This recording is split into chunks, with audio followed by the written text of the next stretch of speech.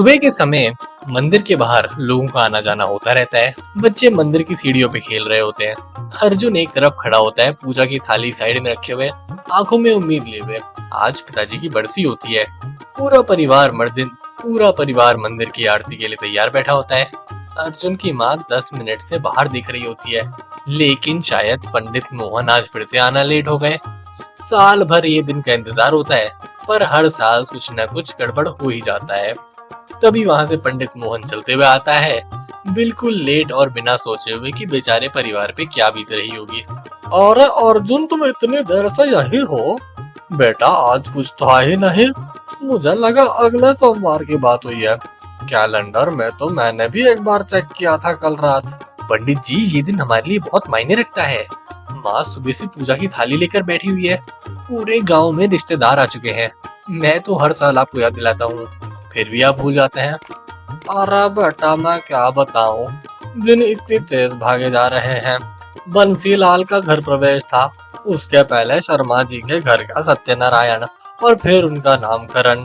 कभी कभी किसी की बात याद रखता हूँ तो दूसरों की भूल जाता हूँ।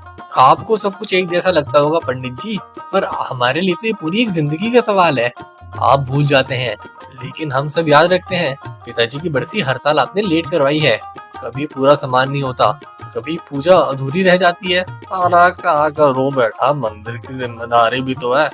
इतने लोग हैं, सब अपना काम लेके आते हैं। मैं तो सिर्फ इंसान हूँ, देवता नहीं। भूल हो गई, कल सुबह हो जाएगा। आज थोड़ी मुश्किल लग रही है। अरे कल कोई पूजा करने का मतलब है? सब लोग आज यहाँ इकट्ठा है। माँ का चेहरा देखो, आप कैसे सबको दुखी कर रहे हो पंडित जी। अर्जुन बेटा, मेरे बस में होता तो मैं तो कल ही काम करके बैठा रहता, लेकिन समझो मैं भी थोड़ा थक जाता हूँ। आज सुबह से एक आंगनवाड़ी में गया था, वहां से सीधे यहाँ आना हो गया। हर दिन कहीं ना कहीं जाना पड़ जाता है। आपको तो सिर्फ आपकी थकान दिखती है, लेकिन हमारी उम्मीद के बोझों का महसूस का क्या होगा? पिछले साल भी आप लेट आए थे, इस साल भी वही बात हुई। चलो अब देर हो गई तो कल सुबह मिलते हैं। अपनी माँ को कहना मैं आज नहीं आ सकता हूँ, कोई और दिन रख लें। अर्जुन कुछ बोल नहीं पाता। पंडित मोहन यही बात बोल के निकल लेता है। अर्जुन में लेकिन गुस्सा होता है कि हर बार की तरह पंडित मोहन ने कोई ना कोई बहाना दे दिया होता है। अगली सुबह मंदिर से निकल के अर्जुन नीम के पेड़ के पास से गुजर रहा होता है। सांस भारी होती है और आंखों में फिर भी गुस्सा होता है। थोड़ी देर बाद रमेश आता है, जो उसका पुराना दोस्त होता है। अर्जुन चुप होता है, लेकिन दोस्ती में आवाज की जरूरत तो होती नहीं। अर्जुन, तेरे चेहरे से मैं सब समझ रहा हूँ। भूल जा भाई, वैसे भी ये गांव है, यहाँ हर किसी का नंबर आता है। मेरी माँ अभी तक पंडित मोहन को माफ नहीं कर पाई है। भाई की शादी वाले दिन जब मंडप सजा था, तभी पंडित जी देर से आए थे। सारा समय रस्म अधूरा रहने में रह गया। हम सब चुप रहे। अरे किसी ने बोला नहीं फिर? सब ऐसे ही बर्दाश्त करते रहे। अरे क्या बोले, मंदिर तो उन्हीं का है। गांव की हर छोटी रस्म उन्हीं के थ्रू होती है। अगर कुछ बोलो तो पंडित जी गुस्सा हो जाते हैं, और उनके अलावा अब करेगा भी कौन। अब हम सिर्फ झुककर ही उनकी गुजारिश कर सकते हैं। फर्क तो सबको पड़ता है। हमारी खुशी, हमारा दुख, सब कुछ आधा छोड़ देते हैं। क्या किसी को फर्क नहीं पड़ता? अरे फर्क तो सबको पड़ता है, पर फर्क का क्या है? पंडित मोहन ने कभी किसी के बारे में कुछ सोचा है? दूसरों से पहले अपनी जय करता है, और कुछ भी हो आलस हमेशा दिखाता रहता है। लेकिन क्या करें, गांव वाले भी, उनकी भी तो मजबूरी है। अरे कैसी मजबूरी? कुछ बोलना चाहिए, कुछ करना चाहिए, ताकि ऐसे आलसी पंडित मोहन को एक बार में बात समझ आए और वो अपना काम ढंग से करे। क्या करें, अब सब चुप ही हैं, इसलिए तो आज ये माहौल है। कोई उसे कुछ बोलना ही नहीं चाहता। सब डरते हैं पंडित मोहन के श्राप देने से। जब तक कोई सामने नहीं आएगा, तब तक यूं ही चलता रहेगा। लगता है पूरी जिंदगी ऐसे ही निकल जाएगी। चुप रहने की आदत हो गई है सबको। पंडित मोहन की गलतियां सिर्फ तुझे नहीं, पूरे गांव को चुभ रही हैं। लेकिन अब हम सिर्फ एक दूसरे का सहारा ही बन सकते हैं। क्या ही बोले इससे ज्यादा। नहीं, किसी को तो आवाज उठानी पड़ेगी। किसी को जाके पंडित मोहन को बोलना पड़ेगा कि ये गलत बात है, और इससे कभी न कभी उसे निकलना पड़ेगा। अर्जुन की आंखों में भरोसा होता है, उसके मन में ये बात होती है कि वो पंडित मोहन को सही राह दिखा पाए, पर क्या उसके गांव वाले साथ देंगे? उसका दोस्त रमेश तो वहीं से मुकर जाता है। अगले दिन दोपहर की धूप तेज होती है। गांव के कुएं के पास औरतें पानी भर रही होती हैं, बच्चे चिल्ला रहे होते हैं। अर्जुन वहीं से गुजरता जा रहा होता है कि तभी उसे एक जानी पहचानी आवाज सुनाई देती है। अर्जुन, तू यहाँ इतना चुप क्यों खड़ा है? सुबह मंदिर में सब ठीक था ना? मैं सब देख रही थी। तेरा दुख मेरा भी है। अरे सुनीता दीदी, हर साल की एक बात है। हम जितनी भी तैयारी करें, जो भी करें, पंडित मोहन जी कुछ न कुछ भूल ही जाते हैं। लगता है हमारी रस्में, हमारी फीलिंग्स, इन सब के बारे में वो सोचते ही नहीं। अर्जुन, सिर्फ तुम ही नहीं हो, पूरे गांव की मजबूरी है।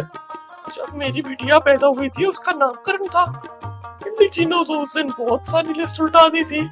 जब बुलाया तो बोला कौन सी लिस्ट, और जब याद दिलाया नामकरण की है, तो उसने मेरी बेटी का नाम टुहिया रानी रख दिया। चूहिया रानी? ये कैसा घटिया नाम है? हाँ, अब मेरी बेटी का नाम वही पड़ गया है, और वही सब उसे बुलाते भी हैं। तो कोई आवाज क्यों नहीं उठाता? किसी न किसी को तो बोलना ही पड़ेगा इसके बारे में। आवाज उठाना आसान नहीं है। गांव की सभी में रस्में उन्हीं के हाथ में होती हैं। मेरा पति भी कहता है, छोड़ दो, जरूरत पड़ती है, भूल जाओ। मैं तो सोचती हूँ, हम सबकी मजबूरी है या डर? दीदी, अगर आप जैसे लोग भी चुप हैं, तो हम जैसे जवान क्या करेंगे? कल किसी की शादी, किसी की अंतिम यात्रा, सब पे वो पंडित मोहन भारी पड़ेगा क्या? बेपरवाही है ये। अर्जुन, आदत है उनकी। कोई बोले नहीं तो ये ना बोलना भी आदत बन जाती है। पर याद रख, तू अकेला नहीं है। आज तेरे साथ जो हुआ वो सबके साथ हो चुका है। शायद अब वक्त आ गया है कि कोई सामने आए। मैं थक गया हूँ। हर साल, हर रस्म, हर उम्मीद आखिरी छूट जाती है। क्या सच में कुछ बदल सकता है? बदलेगा तभी जब कोई पहला कदम उठाएगा। तो चाहे तो हम सब तेरे साथ खड़े हो सकते हैं। बस जरूरत है कोई शुरुआत करे। सुनीता दीदी अपनी ये बात काफी गहरे शब्दों में बोल जाती है, और मोहन को भी ये बात छू जाती है। अगले दिन शाम होने चलती है। चबूतरे पे पंचायत के लोग होते हैं और कुछ गांव वाले इधर उधर चल रहे होते हैं। पंडित मोहन आराम से वहां खड़े होते हैं, और अर्जुन ने तो आज फैसला कर लिया होता है कि या तो आज पंडित मोहन का आलस रहेगा या उसकी बातें। पंडित जी, आज आपसे बस एक बात कहनी है। सिर्फ मेरे पिताजी की बरसी नहीं, बल्कि पूरे गांव के लोगों की उम्मीदें आपसे जुड़ी हुई है। लेकिन हर साल आप कोई ना कोई रस्म वादा भूल जाते हो। आपको लगता है कि हमारी चिंता करने की कोई जरूरत नहीं है। अरे अर्जुन, मैं तो अकेला इंसान हूँ। मंदिर की जिम्मेदारी है मेरे ही सर पे। तुम लोग समझते नहीं हो। हर किसी की इच्छा, हर किसी का काम याद रखना आसान थोड़ी ना होता है। मैं देवता नहीं हूँ, मैं भी थक जाता हूँ। अरे हम भी इंसान है पंडित जी, हमें भी दुख होता है। हमारी भी खुशी या हमारा गम किसी की लापरवाही से अधूरा रह जाता है।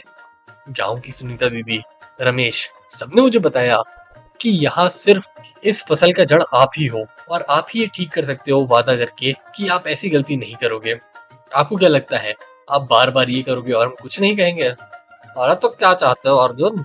मैं कैसे याद रखूं इतने लोगों का काम? जिसको मंजूर नहीं, दूसरा पंडित ढूंढ लो। मैं अपने हिसाब से काम करता हूँ। किसी को पसंद नहीं तो वो उनकी गलती है। आपके शब्दों से लगता है कि हमारी जिंदगी की कोई कीमत ही नहीं। सब दुख, सब उम्मीद आपकी भूल में दब के रह जाती है। ये मैं सिर्फ अपना नहीं, पूरे गांव की तरफ से बोल रहा हूँ।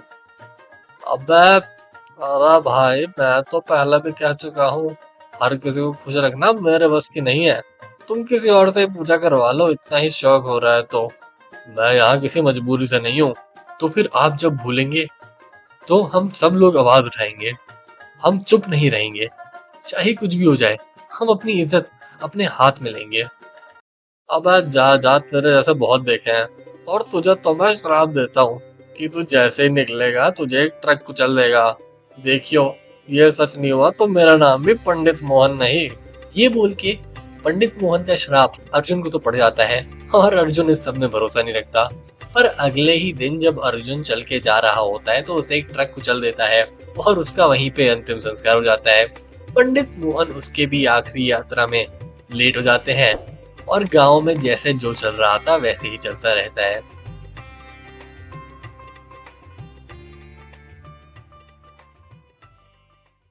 गोपालपुर नाम की एक बस्ती होती है जहाँ के लोग थोड़े गरीब होते हैं और उनको पैसों की होती है हमेशा कमी। उसी बस्ती में एक राशन की दुकान होती है जहाँ दोपहर की धूप में भीड़ लगी होती है।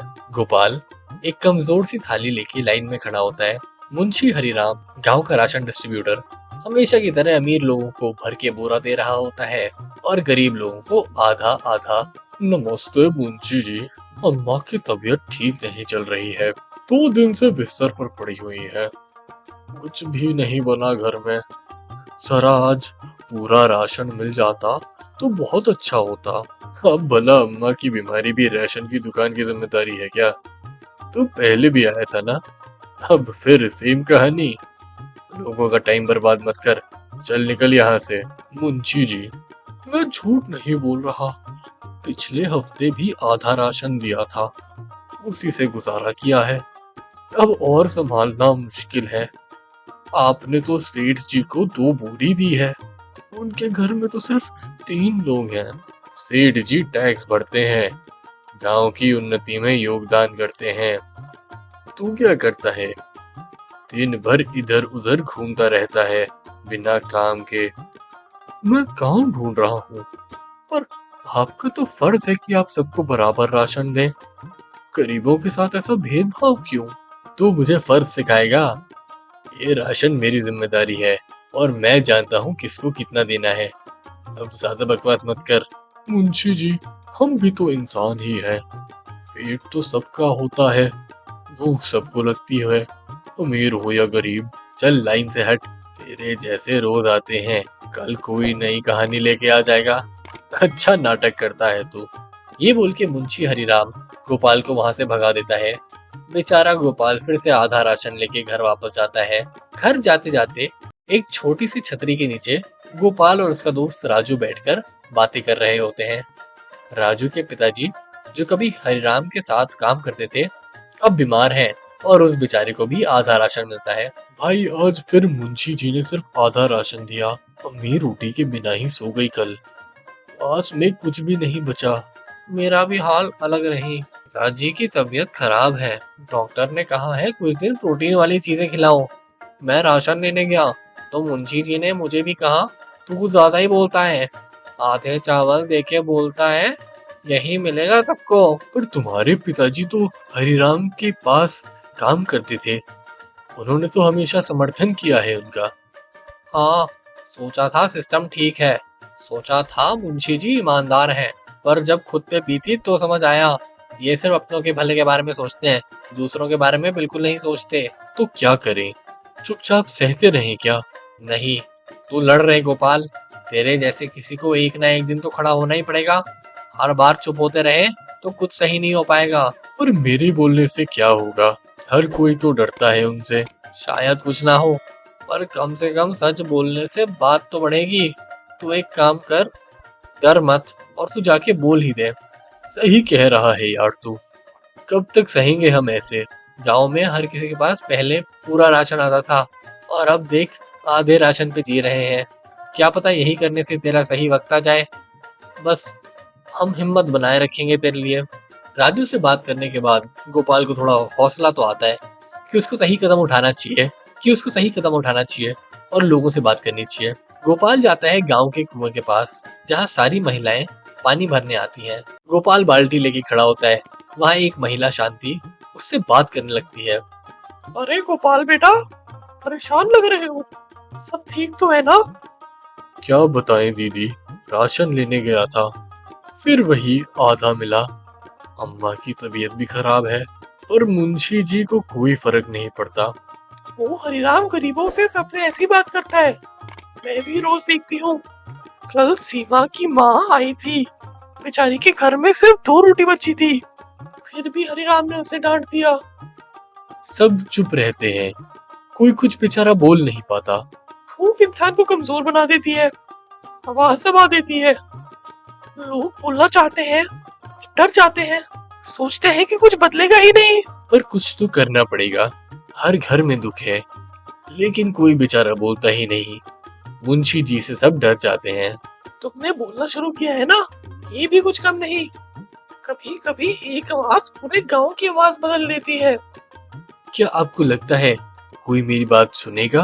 शायद या शायद नहीं, पर अगर लोग कुछ बोलेंगे नहीं तो हरिराम मुंशी जी जैसे लोग हमेशा ही चलते रहेंगे। तुम्हारे जैसे लोग ही कहानी बदल सकते हैं। मैं कोशिश करता हूँ दीदी, आपका आशीर्वाद बना रहे। ये बोल के गोपाल वहां से निकल जाता है। अगले दिन मंदिर के सामने शाम के वक्त गोपाल मुंशी हरिराम से फिर से मिलता है एक बार। आज उसके चेहरे पे डर नहीं, बस थोड़ी थकान होती है। मुंशी जी, एक बात करनी थी, इस बार चुप नहीं रहूंगा। अरे भाई, अब क्या हो गया? माँ अभी भी बीमार है क्या? आप सबको आधा राशन देते हो, गरीबों के साथ भेदभाव करते हो, सेठ जी को बोरी भर के देते हो और हमारे लिए सिर्फ आधी मुट्ठी भी नहीं। ये कौन सा इंसाफ है? अबे तू मुझे सिखाएगा इंसाफ? मुझे पता है किसकी जरूरत कितनी है और क्या है। तू बेकार में हंगामा मत कर, वरना तुझे भी ठिकाने लगाना पड़ेगा। हंगामा नहीं मुंशी जी, सच कह रहा हूँ। आपके कारण गांव के बच्चे भूखे सो रहे हैं। लोग चुप हैं, इसका ये मतलब नहीं कि वो समझते नहीं क्या चल रहा है। तो जा फाइल कर दी कंप्लेंट, देखते हैं क्या होता है। सिस्टम भी मुझे जानता है, तेरे जैसे हजार आए और गए। शायद सिस्टम नहीं सुधरेगा, शायद कुछ नहीं होगा, पर कम से कम मैं खुद से झूठ तो नहीं बोल रहा। तू बेकार आदमी है, तुझ में दम होता तो तू कुछ बन जाता। ये ड्रामा बंद कर और चल जा यहाँ से। एक दिन सब बोलेंगे मुंशी जी, तब आप जैसे लोग चुप हो जाएंगे। तब की तब देख लेंगे। अभी निकल यहाँ से। मैं तो बोलूंगा और देखना, एक दिन पूरा गांव भी बोलेगा।